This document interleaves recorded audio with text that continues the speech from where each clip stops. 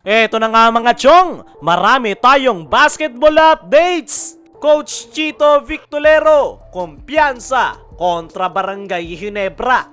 Christmas Clasico, Barangay Ginebra kontra Magnolia Hotshots. Sino nga ba ang makakakuha ng panalo? Ngayong araw nga mga chong, ay espesyal para sa PBA. Lalong-lalo na sa mga fans ng Magnolia Hotshots at Barangay Ginebra dahil muli nga silang maghaharap sa Christmas game. Panigurado magiging jam-pack ang loob ng game venue dahil sa isa na namang classic matchup ang ipapakita ng dalawang mag-rival team. Kung titingnan nga natin yung head-to-head match-up ng dalawang kupunan, ay masasabi nga natin na liyamado ang Magnolia Hotshots dahil kompleto yung kanilang lineup. Ikumpara mo naman dito sa Barangay Ginebra na kulang-kulang dahil sa injuries at napakalaki yung chance na hindi pa makapaglaro itong nag-iisa nilang legit big man na si Japet Aguilar. Kung titingnan naman natin yung team standings, ang Barangay Ginebra mayroong 3 wins at 2 losses. Ang Magnolia Hotshots naman ay mayroong 2 wins at 4 losses. Kaya naman, sa dalawang kupunan, Magnolia Hotshots ang pinaka nangangailangan ng panalo. Dahil kung matatalo pa sila sa Ginebra, ay alanganin na silang makapasok ng PBA Playoffs. Ang Ginebra ay afford pang matalo dahil kaya pa nilang umangat. Pero ano nga ba yung mga kinakailangan gawin ng Barangay Ginebra para makuha ang panalo kontra Magnolia? Unang-una sa kanilang listahan ay kailangan nila ng strong start. Yan yung pinaka nagiging problema ng Barangay Ginebra sa kanilang naging dalawang pagkatalo. Hindi nga maganda yung kanilang panimula, kaya naman ngayong Magnolia Hotshots ang kanilang makakarap ay kailangan simula pa lang ay maipakita na ng Ginebra yung kanilang pagiging aggressive, mapa-opensa man o depensa. Once nga na makapagpakita ng strong start ang Barangay Ginebra, ay mas madali nga nilang masiset yung tempo ng laro na babagay sa kanilang playing style. Sunod sa kinakailangan gawin ng Barangay Ginebra ay yung kanilang outside shots. Isa nga sa mga bagong weapon ng Barangay Ginebra ay yung kanilang nag-improve na outside shooting. Yan nga yung pinakaginamit ng Barangay Ginebra last conference, kaya sila umabot ng PBA Finals.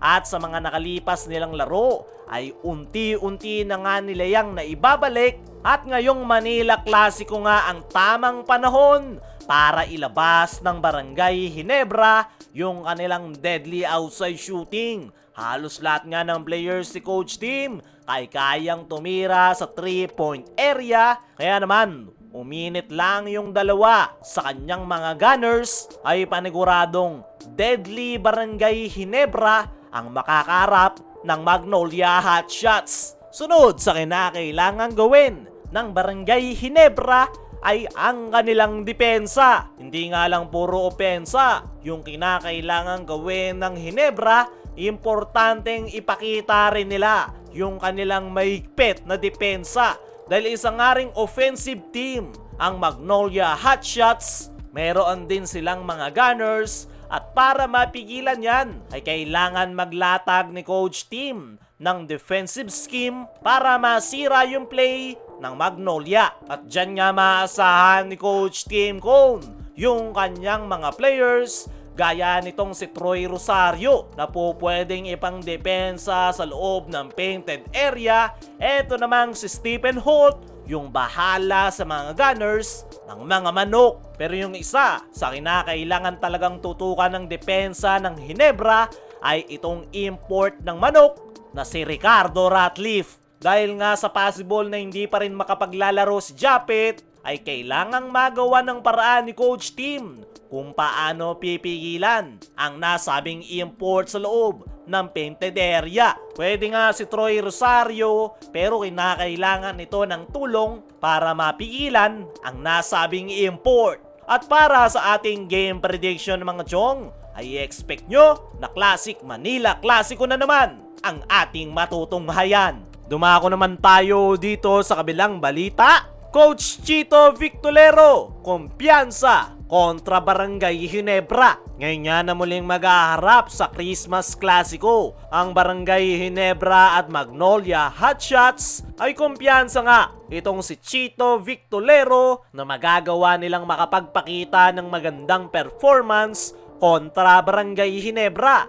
Dahil ayon nga sa kanyang naging latest interview ay napaka-importante nga raw ng kanilang mga upcoming games. Hindi na nga raw sila po pwedeng matalo, kaya naman playoffs mindset na nga raw ngayon ang kanyang kupunan. At isang malaking challenge nga raw para sa kanyang kupunan na Barangay Ginebra ang kanilang makakaharap. Pero kahit na ganoon ay kumpiyansa itong si Chito Victolero na magagawa pa rin nilang makuha ang panalo. Dahil gagawin nga raw nila ang lahat ng kanilang makakaya. So ngayon ay po pwede nga raw nilang i-take advantage yung pagkawala ni Japet sa Barangay Ginebra. Dahil meron nga raw silang Ricardo Ratcliffe na maaasahan. Pero kahit na ganoon ay kailangan pa nga rin daw nilang mag-ingat kontra Barangay Ginebra. Kaya mga chong, ano ang masasabi nyo?